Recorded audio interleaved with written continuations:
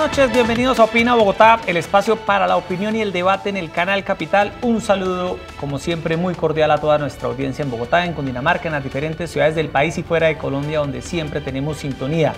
La próxima semana se dará el último debate en plenaria de la llamada Ley de Financiamiento, un proyecto del presidente Iván Duque para tapar un hueco fiscal en el Estado, que ha hecho que el gobierno presente inicialmente una propuesta que terminó siendo modificada en el Congreso. Contemplaba en su momento una ampliación del IVA a más productos de la canasta básica familiar, generó una discusión muy intensa en el país, se echó para atrás ese punto, se incluyeron unos, se incluyeron otros. Vamos a hacer esta noche un programa aquí de pedagogía en Canal Capital para ver cómo quedó esta ley de financiamiento que se votará finalmente el próximo miércoles.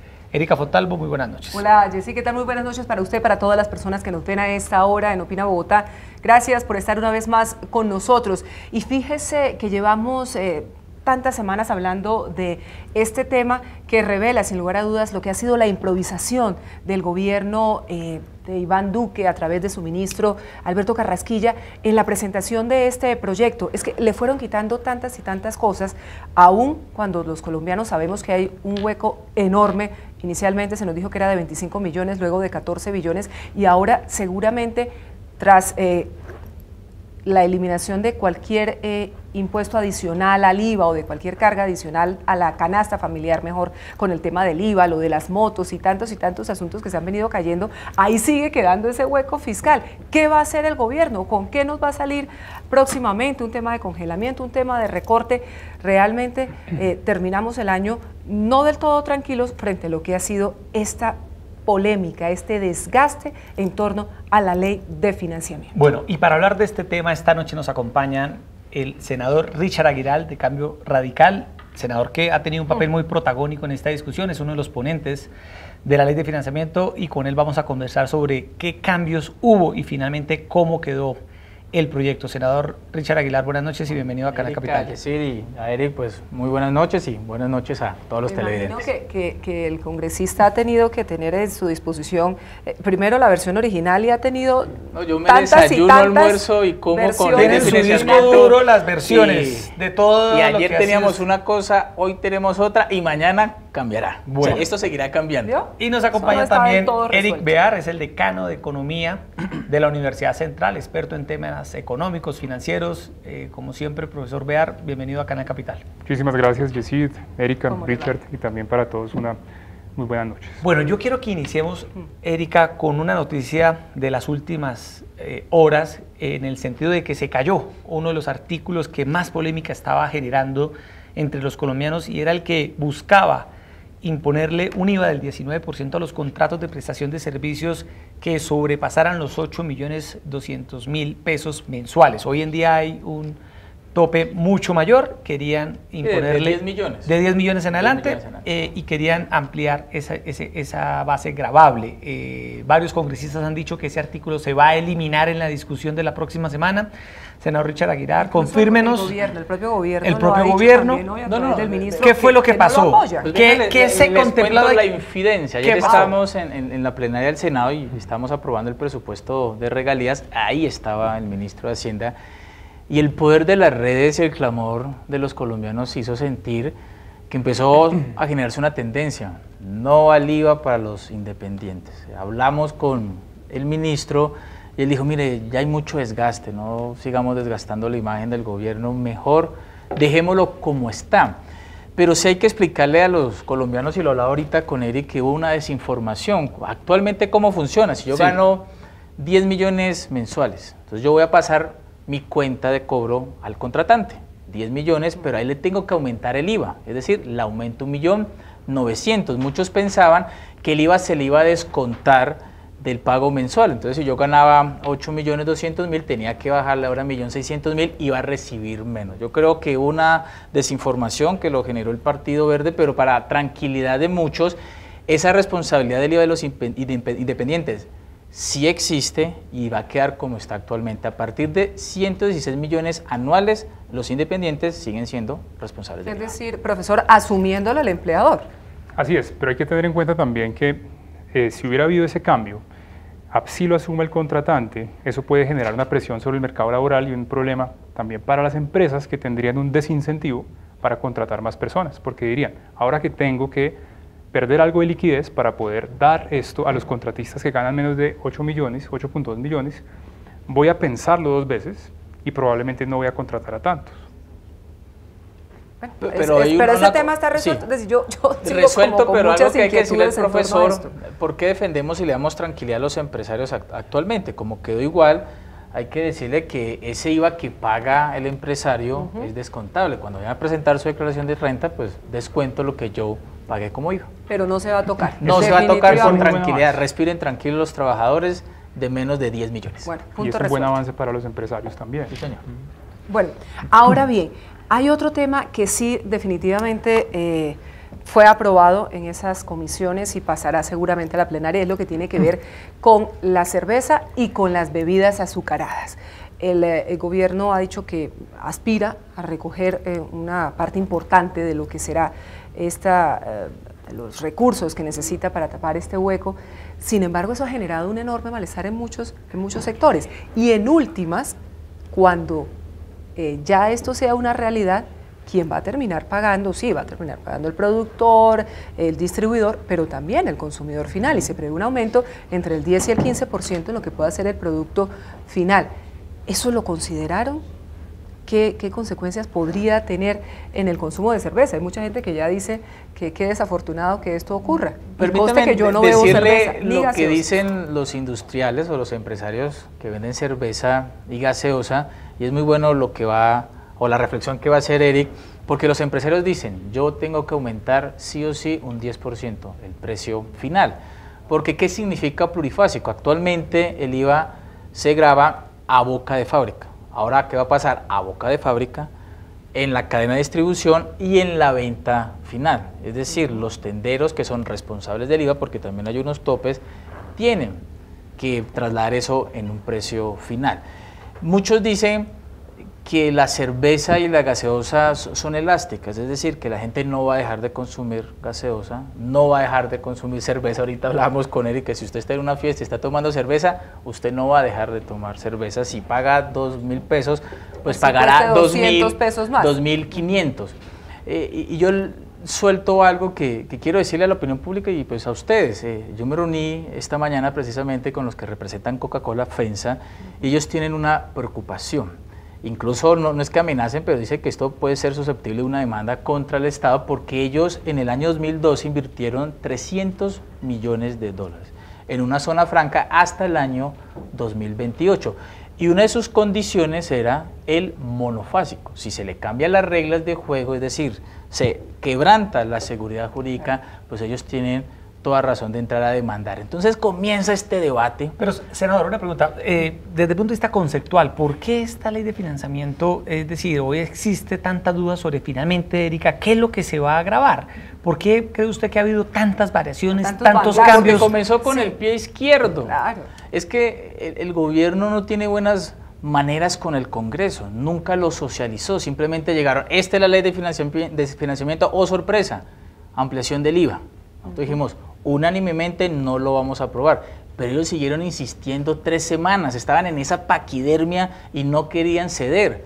¿Qué hicimos nosotros los congresistas? Pues venga nosotros, construimos el plan B y salimos a la opinión pública y le dijimos, no va el IVA. Ahí empezaron a reflexionar, ahí el gobierno reaccionó y dijo, bueno, empecemos a construir con ustedes congresistas esta ley de financiamiento. Como se le quitó el IVA a la canasta familiar o la ampliación del IVA a la canasta familiar, pues empezaron a mirar otros recaudos. Exacto. Entonces ahí salió la sobretasa al sistema financiero, el plurifásico, porque este plurifásico representa 960.000 millones para el próximo año.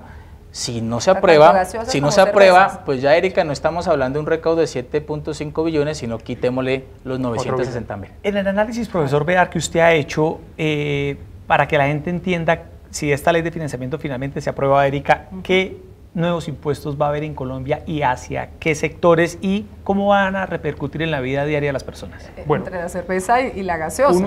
Exacto, para resaltar, este IVA plurifásico tiene una consecuencia sobre el consumo, pero que no necesariamente es tan fuerte si tenemos en cuenta algo que llamamos en economía la elasticidad precio de la demanda. Básicamente la sensibilidad que existe a la compra cuando cambia el precio. Lo que decía ahorita el senador es muy cierto. Si yo estoy consumiendo una cerveza y quiero otra, la tentación que yo tengo de consumirla no se va a ver impedida por un precio que cambie en un 10 o 15%. Si fuera un precio prohibitivo del 300 o 400%, yo haría una sustitución del producto. Ahora, con el tema de la gaseosa, hay que resaltar también que es un tema de salud pública interesante, ahí se abre otro debate, pero sí hay que tener en cuenta también esto que dice el senador sobre la estabilidad legal que Colombia le ofrece a las empresas, porque al final ellas son las que generan el empleo. Entonces, si nosotros le decimos a una empresa, invierta 300 millones de dólares, pero después cambia las reglas, es verdad que en algún momento va a haber una consecuencia, y tengamos en cuenta que nosotros en Colombia, más o menos cada 22 meses hacemos una reforma tributaria. Entonces las empresas que nos observan desde afuera van a preguntarse si Colombia es el mejor sitio para invertir. A mí de todos modos me preocupa frente a este tema de la cerveza y de la gaseosa, puntualmente de la cerveza, que si bien es cierto que un señor no va a renunciar a tomarse sus 5 cervezas con sus amigos, eso le va a implicar que tenga que destinar 2.500 pesos más de su presupuesto familiar, que en muchos casos está muy reducido, a pagar la cerveza, y evidentemente esos 2.500 pesos que le hubieran podido servir para comprar cualquier otra cosa, él no va a renunciar a seguir comprando su cerveza. Y lo otro está en el ejercicio de quién va a recoger o cómo va a ser el mecanismo con los tenderos colombianos, más de 420.000, bueno, 450.000, usted me actualiza la cifra, senador, que en últimas van a tener que recoger ese IVA que va a pagar el consumidor final. ¿Qué se ha planteado frente a eso? Es una observación muy buena sobre los tenderos. Hay que decirle que los tenderos van a ser responsables de recaudar ese IVA por encima de los 116.000 millones anuales. Si hay un tendero que vende menos que esa cifra, no va a recaudar ni pagar el IVA. Hay que hacer esa salvedad. Eso puede representar aproximadamente el 70% de los tenderos. Los que, pues es un riesgo, pues no hay recaudo, por eso la cifra de recaudo no es tan grande.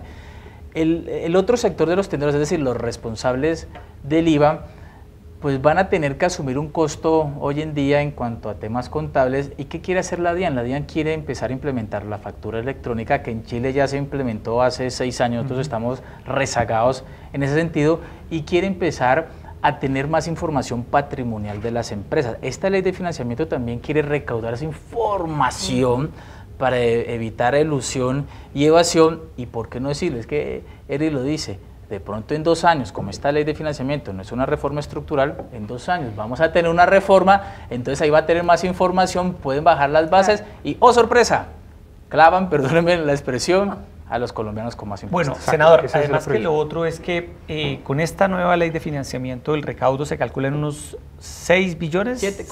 ¿Cómo está? No se cae algo más. Pero si se cae el plurifásico por poner algo, bájelo. Por lo menos 1 billón más que se cae. 1 billón, sí. Pero el hueco es de unos 14 billones de pesos, según ha dicho el gobierno, o hay otras cifras de 19. Es decir, los otros recursos para poder financiar los gastos del Estado, la inversión social que ha dicho el presidente Iván Duque, Eric, ¿de dónde podrían salir? Hay que pensar, aparte de recaudar, también en ahorrar. Eso es uno de los, digamos, históricamente de las problemáticas que ha tenido Colombia, es que no ahorramos. Lo miramos desde un punto de vista tan pequeño como el tipo de vehículos que tienen en el Estado, que cuestan más de 300 millones, hasta la existencia de diferentes oficinas que no son necesarias. Si nosotros hacemos el cálculo de cuánto representa la eliminación en un proyecto de ley que tiene el Partido Cambio Radical de las contralorías y personerías a nivel territorial, podríamos ahorrarnos fácilmente unos 0.6 billones de pesos del déficit estructural, que inclusive llega casi a los 30 billones.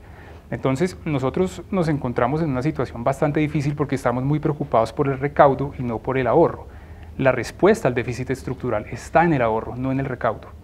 Bueno, Erika, el otro punto tiene que ver con el consumo a las motocicletas de bajo cilindraje. Hablemos que ese, Erika, ha sido otro de los puntos ese se cayó, polémica. Pero también generó su polémica. ¿Qué fue lo que pasó, senador? A mí me escribieron desde las veredas santanderianas, me escribieron desde las veredas porque ¿quién compra una moto de menos de 200 centímetros cúbicos? Las personas más necesitadas. Entonces había una posición, medio ambiente o incluso delincuencia. Entonces yo les decía, el que va a delinquir, incluso se compra una moto de más de 200 centímetros cúbicos. ¿Cómo quedó? Eso se sacó. Actualmente se graban con un impuesto al consumo del 8% a las motos de más de 200 centímetros cúbicos. Así quedó. Las de menos se salvaron. 400.000 millones de pesos menos significa este tema. Pero ¿no? mira la astucia del gobierno, dentro de los 7.5 billones estaban calladitos con los 400.000 millones de ese impuesto al consumo. Entonces, si hubiera pasado el día de ayer, pues tuviéramos 7.9 billones de recaudo. No hay claridad frente a los temas, cambian todos los días. Exacto, hay que resaltar ahí el rol del Congreso, en este caso particular, porque realmente se ha hecho un control político interesante, es decir, la institución tiene una legitimidad interesante porque ha logrado visibilizar temas que realmente no son tan claros porque están en todo este amalgama de artículos y a la vez ha logrado hacer unos cambios importantes como el de la moto. Es fundamental lograr esa institucionalidad desde el Congreso. Senador, usted siempre ha dicho que la idea de revisar la ley de financiamiento buscaba que las clases menos favorecidas, la clase media, no resultara tan afectada con esta ley de financiamiento. Ya a puertas de votar esto en plenaria, ¿usted cree que se logró ese objetivo o cree usted que esta ley de financiamiento de todos modos le va a implicar un sacrificio enorme a la clase media en Colombia? No, se logró porque se quitó el IVA, incluso se sacó el IVA en ciertos servicios y bienes que no eran de la canasta familiar, por ejemplo, los servicios y bienes agropecuarios, pero la filosofía y la finalidad en sí de esta ley de financiamiento es bajar la carga tributaria de las empresas. Miren, en los últimos 10 años se han ido más de 20.000 empresas de Colombia, por lo que decía Eric, no es atractivo invertir, no hay estabilidad jurídica y nuestra carga impositiva comparada con las de otros países es la tercera más alta del mundo, casi un 71% del 100% que se recauda. Entonces, lo que sí hicimos es bajarle un poco la carga, el impuesto de renta va a bajar hasta el 30% de aquí al año 2022, van a haber unas rentas exentas, por ejemplo, en la economía naranja, 5 años, para la construcción de hoteles, un impuesto de renta del 9% por 10 años, y lo que yo más celebro, el campo que usted sabe es donde hay mayor pobreza, va a tener una renta exenta de 10 años. O sea, ¿usted lo deja tranquilo esta versión de la ley de financiamiento? ¿Cuántas versiones hubo? Incluso Cambio Radical daba más beneficios, pero al dar más beneficios se bajaba el recaudo y entonces querían achacarlo, compensarlo a costillas de la clase media y las personas menos favorecidas. Entonces se busca un equilibrio, no es la ley de financiamiento ideal, porque pues aquí hay varias posturas, pero si se aprueba, que yo les digo que esto va a llegar hasta el 20 de diciembre, pero la próxima semana vamos a discutir porque esto no puede ser a pupitrazo y agradezco a Eric que resalte la labor del Congreso y mis compañeros de las comisiones económicas, todos hemos estado juiciositos estudiando, ya nos quemamos las pestañas, bueno. Así que hay que resaltar que va a haber una ley de financiamiento que ayude a las empresas sobre todo. O sea, ¿usted queda tranquilo? Sobre el tema empresarial quedo muy tranquilo. Adicionalmente, las comisiones económicas aprobaron ayer la creación de un impuesto al patrimonio para personas naturales. Para personas naturales cuyos capitales sean superiores a 5.000 millones de pesos. Claramente, pues es un grupo reducido en Colombia, por lo menos quienes declaran que tienen estos capitales, profesor. Esto es absolutamente positivo en el sentido que se está apelando también a un espíritu tributario que existe en Europa también de la progresividad. En el momento en que yo tengo un patrimonio tan alto y cuanto más aumente, más voy a tener que pagar también bajo el principio de la solidaridad. Esto es positivo siempre y cuando no se pierda el aliciente de la inversión, siempre y cuando las personas que tienen ese patrimonio no decidan de un momento a otro irse de Colombia. Entonces tenemos que encontrar el justo medio. El valor de 5.000 millones es apropiado y no se debe pensar que las personas que tienen esos valores no son benéficas para la economía, porque ellos son los inversionistas. Hay otras cosas que preocupan, sin embargo, que se heredan de la antigua ley 1819, que es la antigua reforma tributaria, que hablábamos ahora, que son productos muy escondidos. Este tema de los 5.000 millones es algo muy positivo, pero si uno se devuelve al IVA, encuentra pequeñas historias que le preocupan mucho también, inclusive al agro, en el tema de la apicultura. Entonces hay varias preocupaciones, les voy a dar un ejemplo. Hoy en día existen, bajo la partida arancelaria 0409 de la miel, existen unos productos derivados de esta industria apícola que no tienen ninguna protección porque están bajo el mismo IVA. Entonces, así como está la ponencia actualmente, estos productos van a quedar grabados con IVA también, como el polen natural.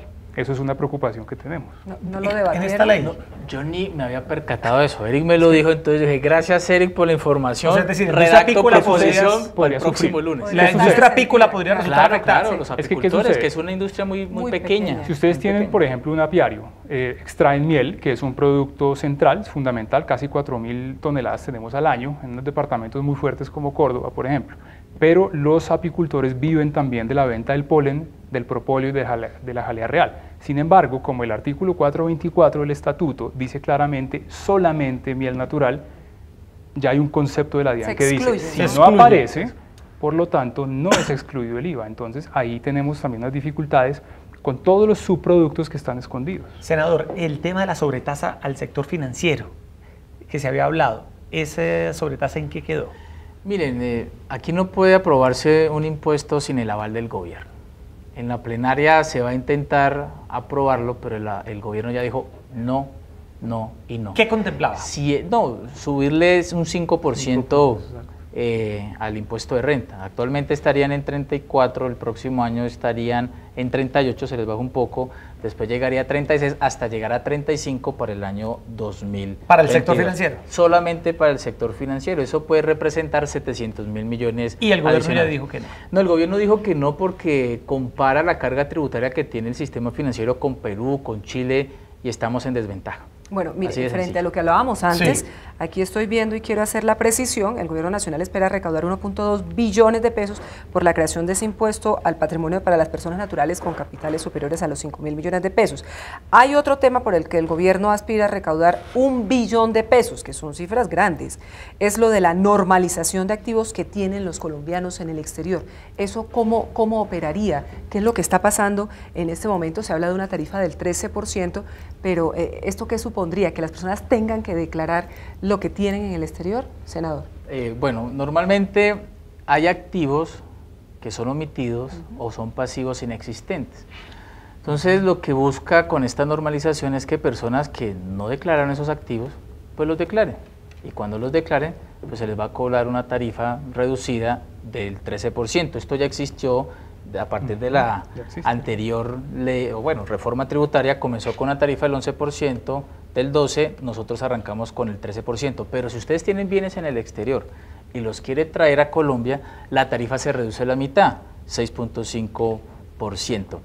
Cambio Radical incluyó algo, y lo aprobamos el día de ayer, colocamos un parágrafo, porque normalmente muchos no se atrevían a normalizar, porque se abrieron procesos por falsedad en documento privado, porque dice, oiga, yo tuve un bien oculto, ahora lo voy a poner y me van a investigar. Entonces nosotros colocamos la salvedad, solamente se pueden investigar por lavado de activos o financiamiento de actividades terroristas, para que la gente diga, oiga, sí, de pronto tuve un mal contador, oiga, sí, ay, es que quería pagar menos, pues bueno, ya quiero que vean que tengo un apartamento.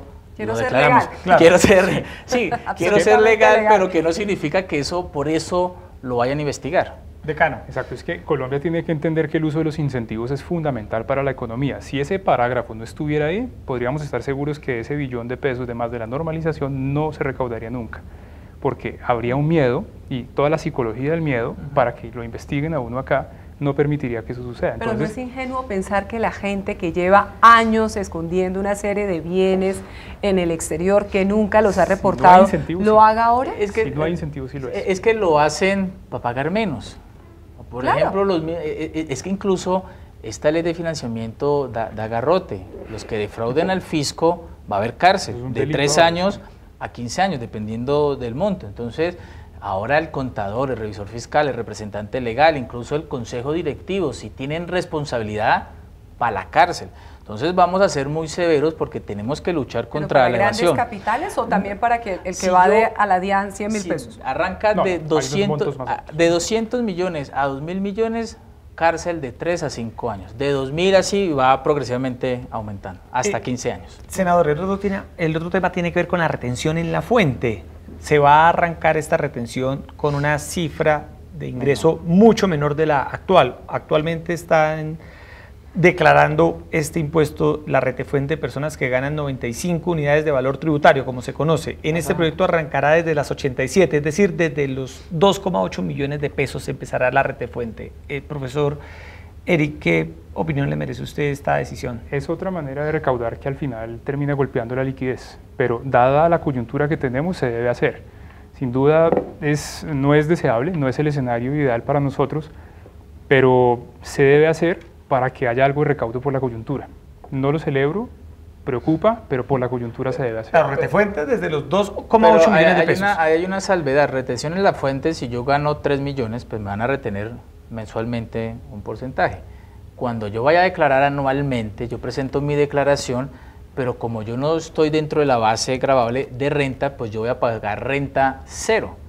Pero la DIAN tiene que devolverme. Exacto, por eso es que hablo de la liquidez, porque la liquidez la medimos es en el tiempo. Recuerden que es la liquidez mensual. Es el tema mensual, exacto. Es el tema mensual, que es una afectación al recurso, al ingreso mensual. Es que el senador tiene razón. Sí, es un tema del tiempo. La liquidez de parte de la DIAN, no es por parte de la persona. Es que de hecho, una de las cosas que hemos estudiado en la Universidad Central es el tema también de la liquidez de las personas. Fíjense que cuando hablábamos de esta propuesta inicial de las devoluciones bimestrales, una de las variables que nunca se tocó fue la liquidez. Es decir, claro, yo pago más de la canasta familiar, pero ¿y cuándo me devuelven? ¿Qué pasa de aquí al primer momento que me devuelven? Yo voy a tener que sustituir unos bienes o simplemente sacrificarlos. Entonces la DIAN dice, pues la DIAN les va a devolver a ustedes los recursos, véanlo como un ahorro, pero lo que quiere la DIAN es tener información. ¿Por qué? Porque nos querían meter el harakiri en esta ley de financiamiento, iban a bajar la base, no iba a arrancar de 4.8, la querían bajar a 3. Acuérdense, no, mentira, incluso 2 millones, empezar a declarar a partir de 2 millones. De la declaración de renta. Sí. Pagando. ¿No? Pero en un futuro se acordarán de mí que en 2 años, pero bueno, estar acá les comento. Claro, sí. Me inventan, por favor. Claro. En 2 años va a presentarse la reforma tributaria estructural. ¿Saben por qué? No era estructural. No, porque no, pero no lo vendieron así. Es coyuntural para financiar. No ¿Saben por qué? Porque somos miembros de la OCDE. Ahora como estamos para en cumplir el club, la regla fiscal. Como formamos parte del club de ricos, el club de ricos exige unos mínimos y eso nos obliga a hacer ciertas modificaciones. Incluso la universalidad del IVA es algo que tienen los países miembros de la OCDE. Tú vas a Chile, tienen un 19%, pero graban toda la canasta familiar y tienen el mecanismo de compensación. Aquí todavía no estamos preparados para En el caso de la declaración de renta, profesor, senador, ¿qué cambios se contemplan en esta ley de financiamiento? Bueno, hay unos niveles distintos en la progresividad para los altos patrimonios y también hay una reforma cedular que pasa de 5 categorías a 3. Eso hace un poco más sencillo el recaudo, pero en su espíritu como tal no cambia. Es decir, vamos a tener que pagar igual si recibimos una pensión, si recibimos un salario, si tengo dividendos, voy a tener que pagar. La diferencia es que ahora va a ser por niveles distintos que llegan hasta el 39% si no estoy mal. Un cambio que sí es interesante es que pasa el nivel de deducción de 40 al 35.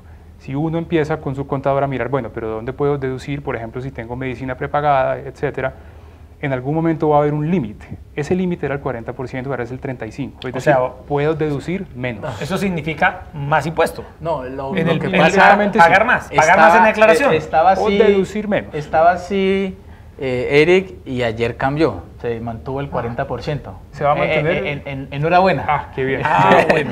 Y espero que miren esa discusión. A mí me toca actualizarme de esta ¿Cuántas ley de versiones lleva usted de la ley de financiamiento? Ayer cambió todo, entonces hoy me están pidiendo la nueva versión. Y dije, no, denme hasta el lunes y se las actualizo porque puede cambiar muchas cosas. Y la próxima semana el debate va a estar candente. Pero claramente lo que estamos hablando es que en el caso de las rentas para las personas naturales, comenzar la tributación para ingresos superiores a 4.8 millones de pesos, que es un poco son los ingresos superiores a los 40 millones de pesos al año.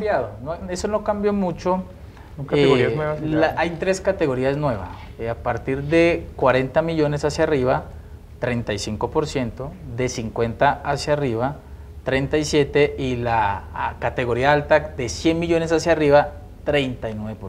Es decir, lo que decía el profesor, progresividad, el que más gane, Aquí el recaudo es bastante importante, es 1.9 billones de pesos y claramente será la DIAN la que tenga que ejercer un control enorme para evitar estos fenómenos de los cuales usted hablaba antes, senador, el tema de la evasión, el tema de la ilusión, porque claro, usted puede ganar una gran cantidad de dinero y lo que hace es una sociedad o lo que hace es otra figura para evadir el pago. O promover la informalidad. Efectivamente. Que eso es un riesgo siempre en toda reforma tributaria. Hay un tema muy escondido que es muy preocupante para la competitividad del país, que no ha recibido casi atención, tiene que ver con los astilleros, donde se construyen, donde se transforman, donde se hacen barcos, buques, lanchas. Anteriormente, en la ley 1819, quedaron exentos. Quiere decir que si venía un armador a hacer acá un buque, al final del año le devolvían el dinero del IVA. Ahora, si el 424 finalmente, espero que logren hacer ahí un cambio, o lo dejan igual, o lo van a dejar igual. ¿Lo van a dejar igual? No, ayer se corrigió eso. ¿Ayer se corrigió eso? ¿Qué iba a pasar? Lo iban a pasar excluido. Si eso hubiera sido así, los armadores, que pueden generar más o menos unos 7.000 empleos en ciudades como Cartagena, se van para Curazao, para Panamá. Es que, entre otras cosas, es la Armada Nacional uno de los principales armadores. Ahora, al gobierno, Erika, al gobierno le va a tocar también hacer unos recortes en la inversión del próximo año, porque con todos estos esfuerzos ya hay propuestas, ya hay propuestas. ¿Qué ha escuchado usted, senador? ¿Qué se debe priorizar? La paz, 2.1 billones. Los subsidios de energía, gas para estratos 1, 2 y 3, que representa 1.8 billones, y 3 billones para la cobertura de salud de más de 44 millones de colombianos.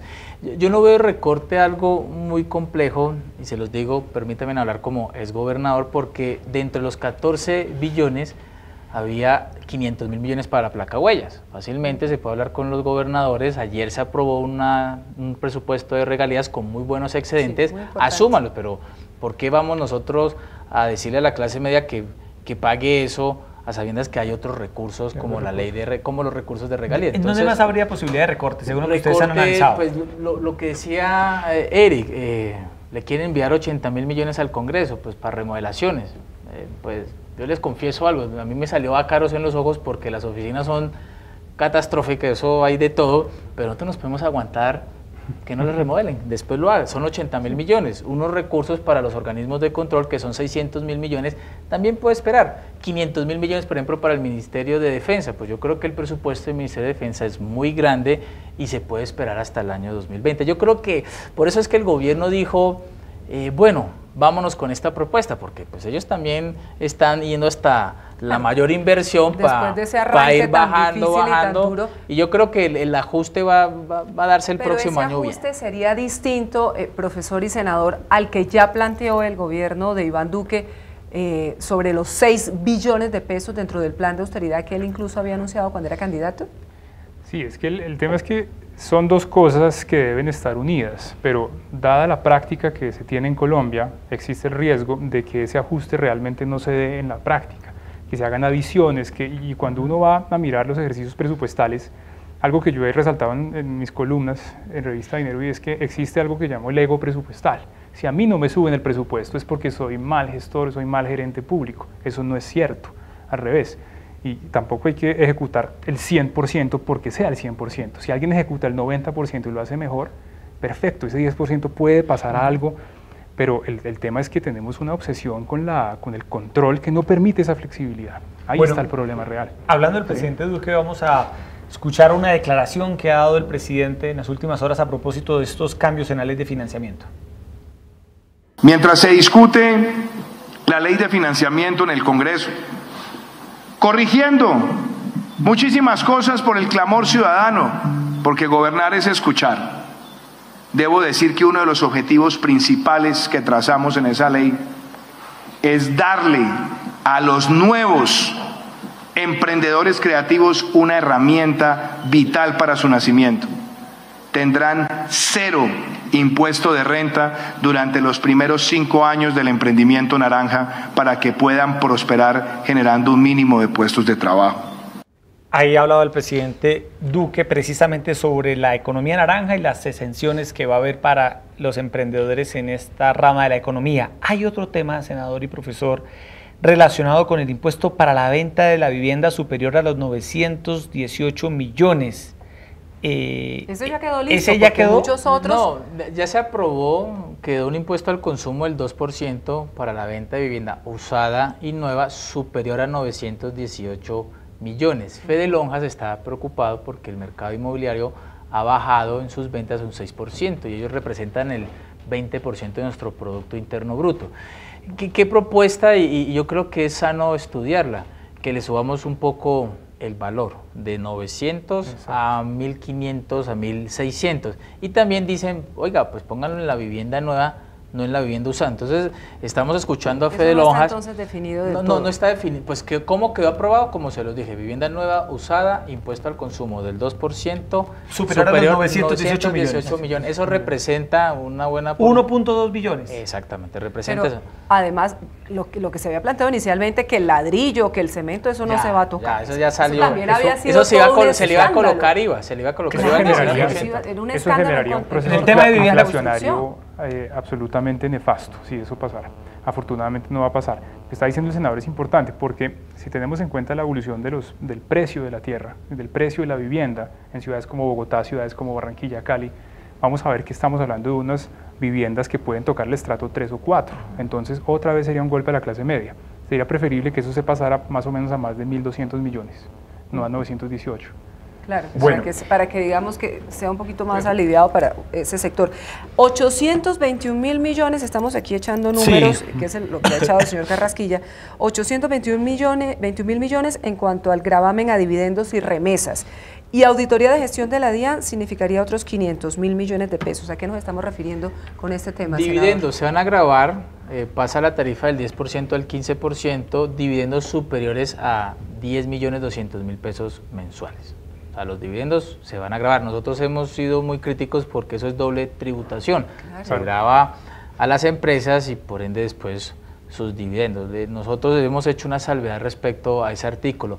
Y las remesas, pues se le va a subir del 5% al 7.5% los recursos que se envíen al extranjero. Eso va a afectar mucho un poco el mercado cambiario a las empresas internacionales, va a coger un poco más de información para que personas que tengan utilidades acá y que son residentes fiscales fuera de Colombia, pues tengamos mayor información. Se aumentó un poco la retención en la fuente, entonces también la comunidad internacional está mirando con lupa esta ley de financiamiento porque ya no va a ser tan atractivo, prefieren irse a Perú. Perú y Bolivia nos están desplazando, es una realidad. Perú es un país muy atractivo actualmente en inversión por una cosa, no tanto por su capital humano, tenemos buen capital humano acá, inclusive mejor, pero porque Perú no cambia las reglas.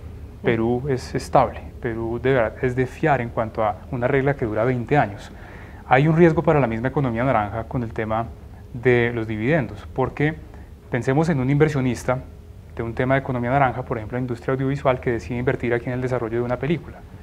En el momento en que en la junta directiva se decide que se desembolsa el dividendo, que ya no es por menos de 30 millones sino menos de 10, va a haber un desincentivo para él. Va a decir, me van a cobrar más ahora, de pronto mejor invierto en Perú. Pero esto es muy preocupante. Claro, la seguridad jurídica que llaman los empresarios, la seguridad tributaria. ¿No? Los desincentivos que llevan esa inversión a los países vecinos, con lo que eso pueda significar para el tema del empleo en Colombia. Claro, Erika, sí. Ese ejemplo lo tuvo República Dominicana con el tema de la retención en la fuente. Tienen toda la infraestructura para lo audiovisual, absolutamente todo lo tienen, todos los hoteles, pero algo que generó un desincentivo para la industria de Estados Unidos para invertir en República Dominicana fue la existencia de la retención en la fuente, porque los trabajadores de Estados Unidos tenían que declarar 2 veces y preferían no ir a República Dominicana. Imagínese. Así tuvieras infraestructura. Viendo una presentación aquí oficial del gobierno, dice que el conjunto de las medidas que contempla esta ley de financiamiento va a reducir la tarifa efectiva de tributación en 17,5 puntos porcentuales para una empresa mediana. Es decir, esta ley de financiamiento en el mediano y en el largo plazo, senador Richard Aguilar, ¿sí le va a ayudar a los medianos empresarios? ¿Les va a bajar la carga? Después del 2022. Hasta que lleguemos al 30. Pero es un paso que se debe dar. Es que después de Argentina y Mauritania, Colombia es el tercer país del mundo con mayor carga tributaria para las empresas. Y la mayoría de las empresas en Colombia pues no son las grandes, son las pequeñas y las medianas. Miren, yo les menciono Bayer, Michelin. Se fue Mazda empezó a hacer sus operaciones de ensamblaje en México, lo hacían acá en Colombia. Chicles Adams, no me acuerdo muy bien. Exacto, eso estaba pensando. Chicles Adams se fue y se están yendo. El Hotel Marriott, mire, terminando mi gobernación, el Hotel Marriott iba a invertir, iba a hacer un hotel en Bucaramanga, nosotros felices allá en Santander. Cuando sorpresa no lo hicieron, se fueron para Perú, porque les cambiaron las reglas de juego. Senador y profesor, para ir finalizando porque se nos empieza a acabar el tiempo, Erika, las pensiones, ese era otro tema de altísima preocupación. Después de tantas discusiones, ¿en qué quedó? No, va a quedar el régimen actual. No va a haber Actualmente se graban después de lo marginal, es decir, el excedente, después de 33 millones, para dar cifras exactas. Es decir, las pensiones finalmente no sufrieron modificación. Se había contemplado. Muy buena noticia. No, eso, pensiones quietas. Muy buena noticia. No, pero se había contemplado. Claro, esa es la mala noticia, que alguien afuera puede decir, se contempló, lo pensaron. Sí. El simple hecho que lo hayan pensado y lo puede volver a hacer más adelante. Pero espere, porque el senador Richard Aguirre aquí nos ha dicho que la otra semana puede cambiar toda esta película. ¿Qué va a pasar? Eso es como el IVA, eso era un punto de honor para nosotros los congresistas. Ellos además el recaudo no era mucho, eran 250.000 millones, iban a afectar a 24.000 pensionados, pero eso se vino Raimundo y todo el mundo al Congreso a quejarse porque dicen algo muy válido. ¿Para qué yo me fregué? Así lo dicen. Sí. ¿Para qué yo me fregué toda la vida si yo ya pagué impuestos sobre mi salario y ahora me quieren grabar mi ahorro? Es decir, otra doble tributación. Pagan, algunos pensionados también que han logrado comprar su casa, su apartamento, pagan predial también, que tienen aumentos fuertes. Entonces ellos no tienen la capacidad de buscar empleo nuevo, no pueden conseguir otro trabajo. Que cometieron en algunos municipios de aumentar el predial de una manera exabrupta. Aquí en Bogotá hay un tope máximo del 20%. Acá, pero hay otros sitios donde no hay topes. Para finalizar, dice el gobierno en la presentación, las modificaciones, Erika, incluidas en la ley de financiamiento, aseguran que las personas naturales con ingresos inferiores a 40 millones no verán un incremento en su carga tributaria. Sí. Esa es la base del impuesto de renta. ¿Es así? Del 4.8 millones es así. mensuales. Sí. Incluso puede ser un poquito más alto. El incremento ya lo vivieron en este año cuando se pasó al sistema de cédulas. Ya el incremento se sintió. El incremento se vino con la reforma del 2016. Bueno, yo para finalizar quiero que cada uno haga su propio análisis frente a lo que será esta ley de financiamiento coyuntural. Luego vendrá una ley de financiamiento o una reforma tributaria estructural. Pero claramente los colombianos nos sentimos cada vez más asfixiados con este tipo de medidas. No sé si es que, no me refiero puntualmente al Congreso, aunque también dicen el Congreso legisla, pero es porque el gobierno presenta las iniciativas en ese sentido. ¿Estamos en la dirección correcta? Porque los mensajes que ustedes también han entregado son preocupantes, ¿no? De tantos desincentivos que podrían llevar a muchas empresas que sigan saliendo de Colombia y además el ciudadano de a pie dice, estoy, con el perdón de la palabra, mamado de tanto y tanto que me están apretando, senador. Por eso se cayó la popularidad del presidente. Pues miren, todo puede pasar y yo debo resaltar este nuevo Congreso. Llegó un relevo generacional que hemos sido muy técnicos, muy cuidadosos y no estamos aprobando las cosas a pupitrazo. La anterior reforma fue un poco más expedita y miren lo que nos hemos llevado el día de hoy, que incluso a mi decano me lo voy a robar durante estas 2 últimas semanas para mandarle el texto, porque mire, él se dio cuenta lo de la miel, lo del polen. Sí. Yo creo que vamos a percatarnos de que no se vaya a afectar. ¿Será que hay algunas cosas que de pronto todavía no se han conocido? No, es que este fin de semana vuelvo y la estudio y se la voy a enviar porque yo no sabía lo del polen. Y a veces el gobierno nos dice, ay, qué pena, congresistas, es que esto fue un error. Y se nos puede ir un error. Y cuando ya sea ley de la República, pues se debe cumplir la ley de la República. Entonces el mensaje a los colombianos que estamos trabajando por ustedes, seguiremos hablando de la ley de financiamiento por las próximas 2 semanas, pero velaremos que sea lo más correcto. ¿Se van a extras con la ley? Sí, ya, eso es un hecho, porque toda la otra semana la vamos a estudiar. ¿Cuándo se aprueba? Se aprueba, tenemos fecha para aprobar tentativamente el 17 de diciembre, después de las ordinarias. Como mucho 20. Como mucho 20, sí. Creo que mensaje final, profesor. El mensaje final es que hay que apostarle al tema de la productividad, impulsando temas de ciencia y tecnología, invirtiendo realmente en temas de laboratorios que luego puedan generar tecnologías avanzadas. Eso significa también apoyar el emprendimiento de manera estructural. La ley 1429 del 2010 la acabó la última reforma tributaria. Ahora tenemos otros incentivos al emprendimiento. Eso no puede seguir así. Tiene que haber un incentivo permanente durante décadas que se mantenga. Hay que invertir en educación y en temas de inversión en defensa para la industria militar que puede desarrollar tecnologías que generan empleo. Ese es el mensaje, productividad. Sobre todo esta estabilidad jurídica. No, el mensaje final es que buscamos una ley de financiamiento que ayude a las empresas a generar empleo, a hacer reconversión industrial, a invertir en tecnología y verdaderamente a formalizarnos. Y por supuesto vamos a evitar que se grave la clase media y las personas menos favorecidas. Esperamos en 2 semanas tener una ley de financiamiento, solo si la aprobaremos, si es lo correcto para Colombia. Bueno, Erika, ahí está. Hay que leerse el texto final que quede de la ley de financiamiento para saber finalmente qué cambia y qué no en materia tributaria en Colombia. Que el Congreso siga dando la pelea con figuras tan relevantes como el senador Richard Aguilar, que ha estado ahí viendo a ver que no nos metan gato por liebre con esta improvisada, insisto, reforma tributaria, que además le pusieron un nombre bonito, ley de financiamiento, pero claramente es una reforma tributaria. Senador Richard Aguilar, gracias por estar esta noche con nosotros aquí. A Erika, Yesir y al profe Eric. Decano, bueno, ahí usted ya